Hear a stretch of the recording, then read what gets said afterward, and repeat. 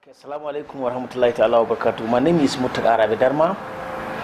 I'm the president, Pleasant Library and Book Club, Katsina, a philanthropic organization trying to fight, let me say, to see to emancipation of people from bondages, people of Katsina State from bondages of illiteracy, poverty, drug abuse, and several other multi-dimensional disadvantages that is manifesting on our people. That's what we do at PLBC. Well, my views on the youth generally and Nigerian youth in particular is that I still believe, as I did in the 1980s, that the youth are the future of tomorrow, and tomorrow is today.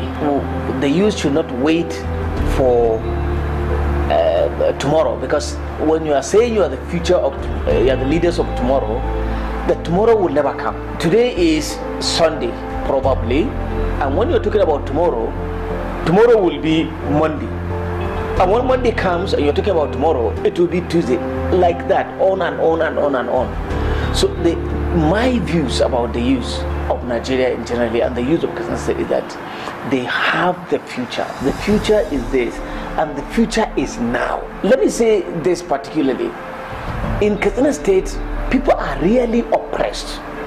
They are oppressed by so many things. The oppression is by the people themselves, their own thoughts. Our people mostly are slaves to their thinkings, generally. So it is left for the youth to come and remove that bondage of slavery, of thinking, of thoughts, poverty of thoughts from the minds of the people. People generally, including the youth, when I talk about people here, I'm talking about the youth and the older people. They just believe in relying on a body or on other people. For example, relying on government to do everything for them. That kind of thing is a slavery of the mind. You are just enslaving your mind. Your mind should be free. You should think of how to make yourself whatever you want to make yourself. If you want to make yourself rich, you should think of how to be an Dangote tomorrow, or even a Bill Gates. If you're thinking of making yourself educated, you should think of how to make yourself educated to become the most prominent professor in the world. If you think of how your thought is how to be an Islamic scholar, you should be thinking of how to become an Islamic scholar of world repute. So the mind is the first place where the youth of this state, this country, should concentrate and see that they open the minds of the people, not necessarily their own minds, but the minds of the people generally, because everything is now looking down onto them to do certain things. If you define a youthful person as that person who is the age of 13 to the age of 35 in this country, you are talking about 67% of the people of Nigeria within that age bracket. If you extend it to the age of 40, for example, 13 to 40, you are talking about 73% of the entire people of Nigeria. If you extend it to 45, you say the person from the age of 13 to the age of 45 are the youths of this country. You are talking about more than 75% of the people of Nigeria are in that age category. So it is saying that the remaining people who are older than 45 are only about 25%. I think, let me start by saying that it's not only campaigning for the president that the youth did. The youth voted for the president. Now, the majority, in fact, most of the people who voted during the 2019 general elections are young people. If you define young people, those who attain the age of 18, voting age, to the age of 45, you have about 66% of the total number of voters in this country who has attained that age. So it means 66% of the total number of voters who voted for General Muhammadu Buhari, maybe, or even more, are the youth. So it's not only the campaign that they embarked on. Of course, the campaign, they should lead the campaign, they should embark on it because they are more energetic. They are the people who could have sleepless nights 3, 4, 5 days on a run without falling sick. So they are the people who led the campaign. No doubt about that. It's not only President Buhari's campaign, but also the campaigns for our party, the PDP. The youth actually led it, the campaign. But more importantly, they are the people who voted for the government to come in.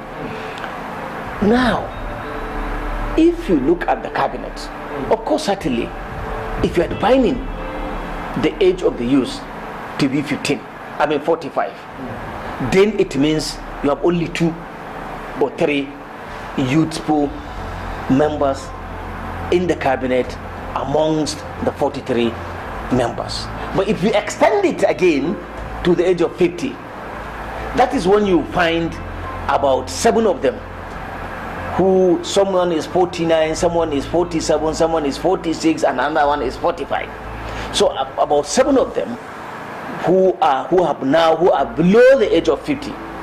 So if you take the usable age to be below the age of 50 or up to 50, then in the cabinet you have about 7 of them who are below the age of 50, which to me is a bad thing. Why is it a bad thing? It is somewhat bad simply because, just like I said, the youth are the ones who did most of the campaigns. They spent sleepless nights putting one thing or another. The propagandas, all of them came from the youth. Even the lies, attacking other people, abusing people who were as old as their parents, and doing all sort of things for the campaign. So it is the youth all over. I would have expected that at least 50% of the members of the cabinet should have been the youth. Why do I say 50%? Yes, of course, we needed people with experience. We needed people that the president trusts, because you don't work with someone that you don't trust. There are people that he believes these people can deliver.